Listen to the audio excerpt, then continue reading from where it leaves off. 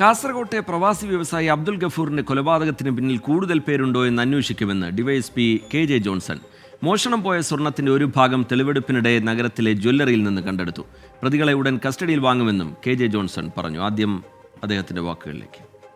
സ്വർണം വിറ്റതായിട്ട് കണ്ടെത്തിയിട്ടുണ്ട്. നമ്മൾ ഇന്നിപ്പം ഇവരെ അറസ്റ്റിൻ്റെ ടൈം കഴിയുന്നുണ്ട്. ഇന്ന് വൈകുന്നേരത്തിനുള്ളിൽ കോടതി ഹാജരാക്കും. കോടതി ഹാജരാക്കി കഴിഞ്ഞിട്ടുണ്ടെങ്കിൽ നമ്മൾ കസ്റ്റഡി ആപ്ലിക്കേഷൻ ഇട്ട് അവരെ കസ്റ്റഡിയിൽ വാങ്ങിയിട്ട് കൂടുതലായിട്ട് ചോദ്യം ചെയ്ത് റിക്കവർ ചെയ്യും.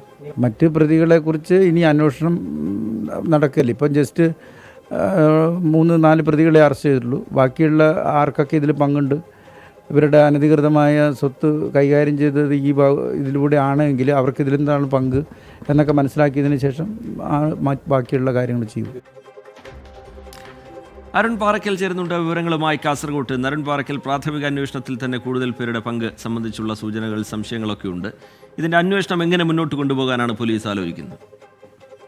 ശ്രീജിത്ത്, ഇന്നിപ്പോൾ ഒന്നാം പ്രതി ഉളിയത്തടുക്ക് സ്വദേശി ഉഗൈസ്, രണ്ടാം പ്രതി മന്ത്രവാദിനി KH ഷമീന, പൂച്ചക്കാട് സ്വദേശി അസ്തിഫ, കൊല്ലിയ സ്വദേശി ആയിഷ എന്നിവരാണ് പോലീസ് അറസ്റ്റ് ചെയ്തത്. ഈ 3 പ്രതികളുമായി ഈ പോലീസ് 2 ഇടങ്ങളിൽ ഇന്ന് തെളിവെടുപ്പ് നടത്തി.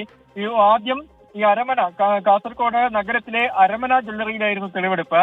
20 പവനിലധികം സ്വർണം പ്രതികൾ വിറ്റഴിച്ച 20 പവനിലധികം സ്വർണം പോലീസ് കണ്ടെടുത്തിട്ടുണ്ട്. രണ്ടാമതായി ഈ അബ്ദുൽ ഗഫൂർ ഹാജിയുടെ വീട്ടിലേക്ക് പോലീസ് പ്രതികളുമായി എത്തി. അവിടെ വലിയ രീതിയിലുള്ള ഒരു പ്രതിഷേധം ഉണ്ടായിരുന്നു. പ്രതികളെ നാട്ടുകാർ മർദ്ദിക്കുന്ന സാഹചര്യം ഉൾപ്പെടെ അവിടെ നടന്നിരുന്നു. എന്തായാലും പോലീസ് അന്വേഷണം ഇപ്പോൾ കാര്യക്ഷമമായി മുന്നോട്ട് പോകുന്നു എന്നാണ് ഈ അബ്ദുൽ ഗഫൂർ ഹാജിയുടെ ബന്ധുക്കൾ ഉൾപ്പെടെ പറയുന്നത്. കൂടുതൽ പ്രതികൾ ഈ കേസിലുണ്ട് എന്ന ഒരു നിഗമനത്തിലാണ് പോലീസ് ഇപ്പോൾ ഉള്ളത്. ഇതിനുവേണ്ടി ഈ പ്രതികളെ ഉടൻ തന്നെ കസ്റ്റഡിയിൽ വാങ്ങും. ഇനിയും കൂടുതൽ സ്വർണം, അതായത് 596 പവൻ സ്വർണം വിറ്റഴിച്ചിട്ടുണ്ട്. ഈ 596 പവൻ സ്വർണം വിറ്റ ജ്വല്ലറികളിൽ പോലീസ് തെളിവെടുപ്പിനായി പ്രതികളെ എത്തിക്കും. ഈ തുക ഈ പ്രതികൾ എങ്ങനെയാണ് ചിലവഴിച്ചതെന്ന കാര്യം പോലീസ് പരിശോധിക്കുന്നുണ്ട്. ഏതെങ്കിലും രീതിയിൽ സ്വത്ത് സമ്പാദിച്ചിട്ടുണ്ടോ എന്ന കാര്യമൊക്കെ പോലീസ് പരിശോധിക്കുന്നുണ്ട്.